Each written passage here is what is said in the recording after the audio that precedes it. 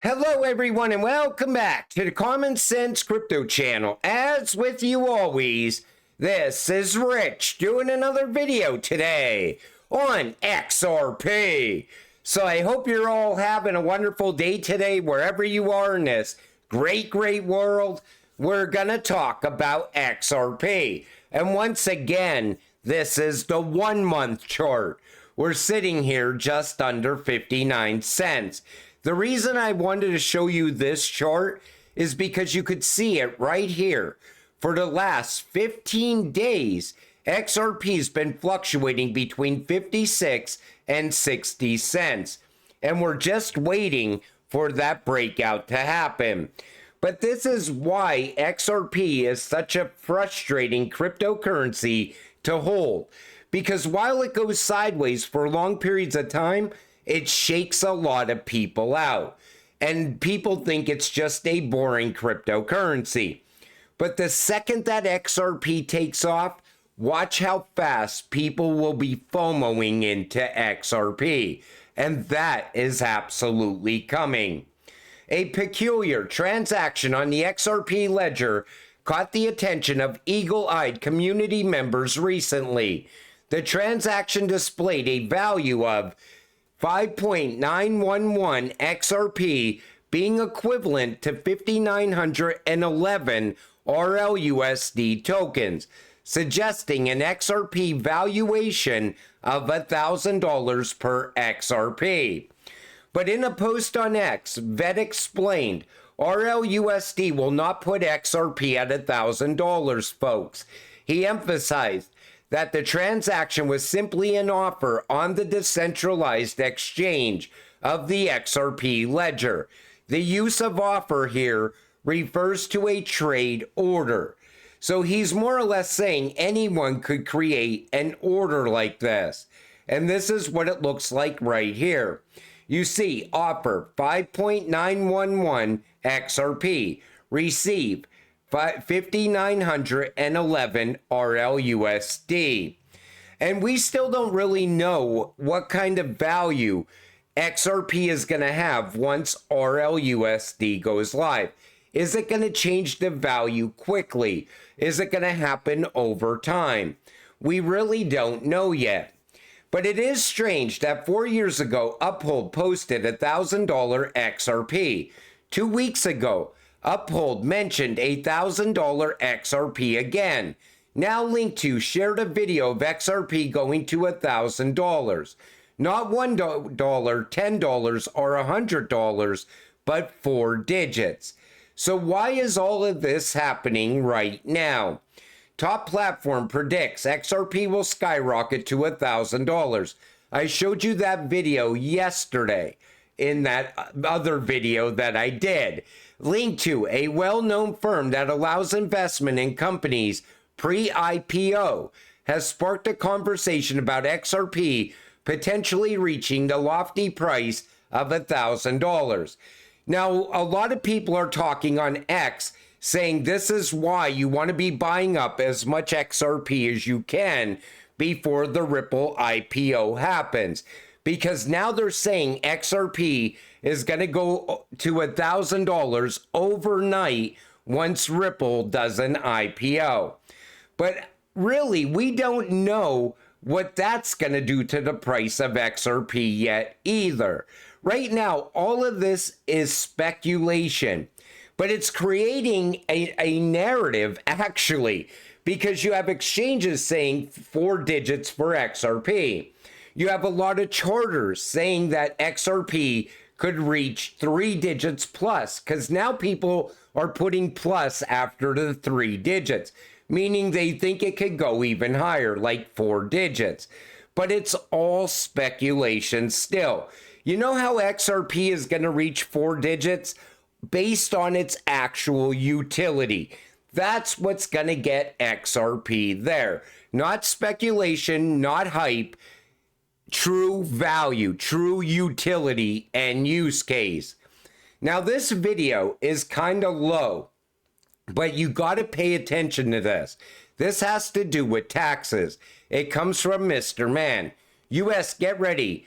The tax laws have been solidified as of July 2024, and on December 15th, 2024, the fair market value of crypto on balance sheets begins to find its footing, meaning the taxes will be easier for the government, which makes it more difficult for you.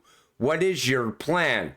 Now take a listen to this, because even if you move crypto from one exchange to another, that is now a taxable event.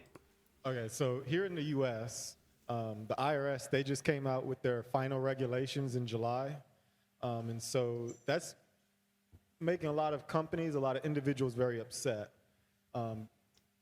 Before, you have not received 1099s from a lot of these exchanges, leaving a lot of you guys to be responsible for your tax situation. Most people, as Tiffany had said, we're looking at it like this is technology.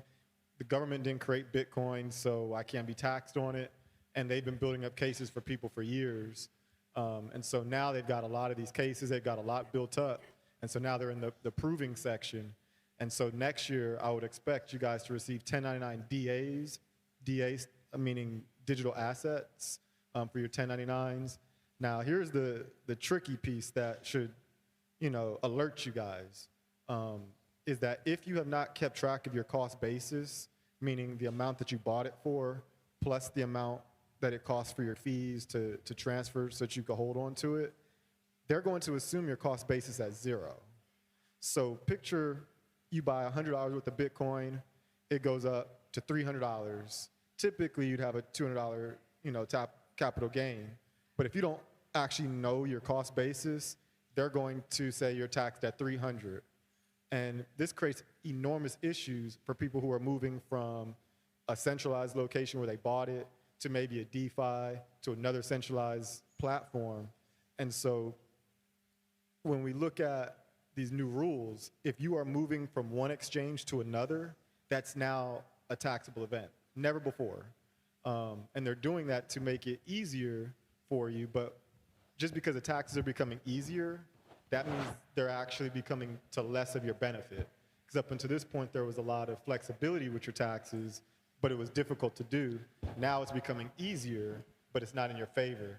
And so a lot of my clients are moving overseas because they're saying, hey, if I live outside the country for a while, I could take the foreign income exclusion. So I wanted to give you a minute to actually turn your volume back down, because I know a lot of you think I talk very loud or I'm always yelling. But what he was saying there, if you didn't catch it, is you have to keep track at what you're paying to buy your crypto. So in other words, if you're buying XRP at 50 or 60 cents, you need to keep track of that, because that would be considered like your loss, because that's your purchase price. So when XRP goes up, you still get to deduct the money that you spent to buy your XRP. But the biggest one there that he explained was going from one exchange to another and moving your crypto around. That is also a taxable event.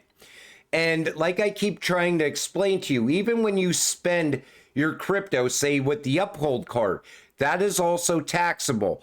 Uphold is keeping track of all those transactions. Uphold also keeps track of when you sell at, say, 60 cents and buy back in at 55 cents. That's also a taxable event.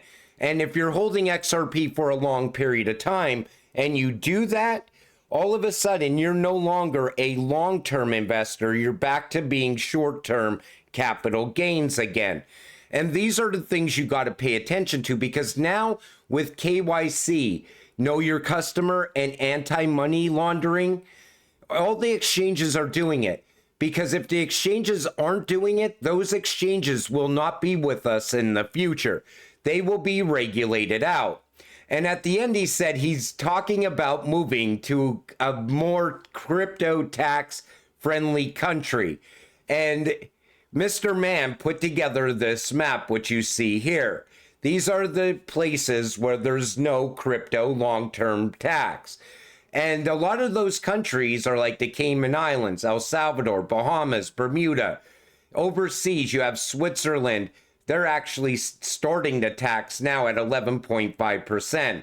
But Germany, Belgium, and every country is eventually going to capitalize on crypto tax, because a lot of countries that used to not have crypto tax now have crypto taxes. But there's still a few countries out there. But like I always tell you, if you plan to move outside the United States to avoid the crypto tax, you need to have a game plan. You don't want to move out of the country and all of a sudden end up broke and then want to come back to the US, because I see people all over X that have done that in the past. Only 10 days left until the SEC can appeal the Ripple case. FUD is getting spread in the meantime. And I see all that FUD. People are saying, oh, the SEC already filed their appeal. Other people are saying, you could bet they're going to appeal. Here's what Stuart Alderati has to say. At all. But staying true to the law, since there was a technical violation of the failure to register those historical sales, she did impose a fine of $125 million. That's something that we will pay with cash off of our balance sheet, and we look forward to moving forward. And hopefully this turns a page not only for Ripple, but also hopefully finally this administration will turn the page on their war on crypto and hit the. So it looks like Stuart Alderati thinks that the SEC is not going to appeal. Other people are saying they got insider information that the SEC is absolutely going to appeal. You want to know something? All these people that claim to have all these insiders, they're all full of shit. And everybody always says, my insiders are telling me this and that. Listen, those years ago, that might have flew with people. I think people are smart enough to now realize that these people are just making this shit up. Ripple touts private version of XRP ledger as CBDC problem. Now, yesterday I talked about the private ledger and that astronomical price point at $327,000. I did not say there isn't a private ledger. So let me explain a little bit better in this video. The firm says it's currently engaged with central banks around the world to assess how a private version of the XRP ledger can be used to deliver full-scale digital currency issuance. Ripple claims that its CBDC private ledger will be capable of handling tens of thousands of transactions per second, initially with the potential to scale to hundreds of thousands transactions per second over time. Now, that was back in 2021. Here's James Wallace also talking about private ledger. Take a listen. Blockchain system. My question is, it's going to be integrated, let me say so, on the existing blockchain, or you guys are thinking about some outstanding system in regards of digital art? Yeah, it's a great question. So basically, the technology that we're creating for the digital lari is a private blockchain, but it's based on the technology used in the public blockchain. So the public blockchain that we use is called the XRP ledger. It's a publicly available open source blockchain technology. And what we do for each country we're working with, we create a new private version. So you can only use the blockchain if you are permissioned to do so. So we've got the advantage of that is the XRP ledger technology is proven. It has been processing billions of transactions. But central banks like to have things a little bit more private. So we have created a private version. Well, and that makes sense because banks definitely don't want everyone to have access to all of these transactions. So is there two different prices, though? Take a listen to David Schwartz. But the question is, will the value of XRP be the same in the private ledgers as it is on the public? Yes. The value proposition of XRP is that it has these liquidity pools. It doesn't make sense to isolate something. Like there's no place where gold is worth twice as much as it is now, because if there was, people would just bring gold there and they would they would buy gold somewhere else and they would sell it there. Unless the only way that you can have the value be very different in two places is if there's a lot of friction. And if there's friction, someone will make a business of removing that friction. So I don't see any realistic scenario where XRP has significantly different value unless something's wrong. Like a good example of a case, there was a time where the value of XRP, they called it the kimchi premium, right? Where the value of XRP in some Asian countries was very high, but that was because there were capital controls, right? That was because things were bad. I think that's a sign that something is not going well. The value proposition of XRP is that you can take it to all of the places, right? If I sell you some gold and you say, hey, this gold can only be used in jewelry, you're like, well, that kind of sucks. I don't want that gold, right? The value proposition of gold is that you have access to the entire value proposition of gold. And so I don't see any scenario in which where it makes sense to snip pieces off, again, unless something is wrong. Like I said, there's not two prices for XRP. This price is the same as the XRP you are holding. Now, those videos go all the way back to like 2021, 2022, but things are changing.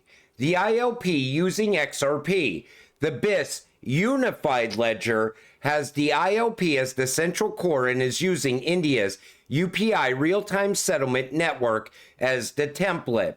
Now, the BIS wants unified ledger, where you have both public ledger and private ledger running together on the same network.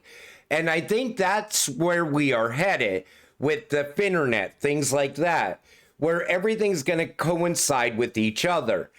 But the BIS also talks about parallel systems.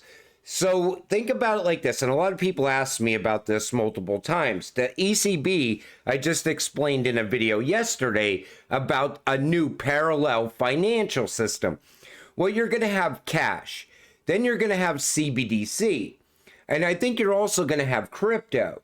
And I think they're going to run on the same ledgers, and they're going to have the same use cases. In other words, if you want to use fiat, great. Fiat will be fiat forever. But then if you want to use CBDC, or there's incentives to use CBDC, which would eventually lead to a cashless society, that would also be an option as well. But I think the elites will be using more of like a crypto-based system outside of CBDC. And that's what I always thought would happen at some point in the future. It's why I always told you, make sure you get rich ahead of a CBDC.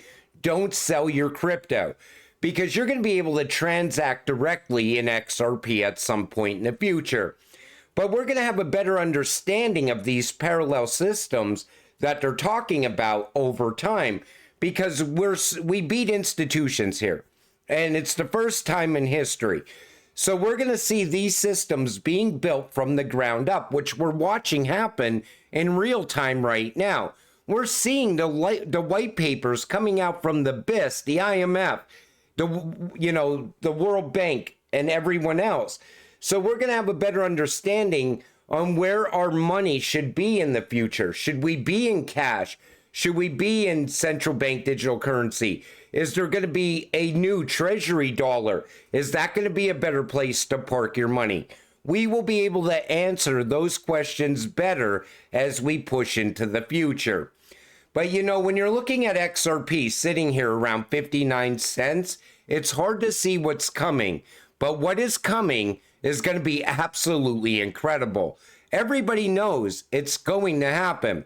You just got to stay patient and stay positive until we get there, so we can get rich together. With that said, I'm going to wrap up this video. I want to thank you all for watching. I appreciate all of you. I'll see you in the next one. Have a great night.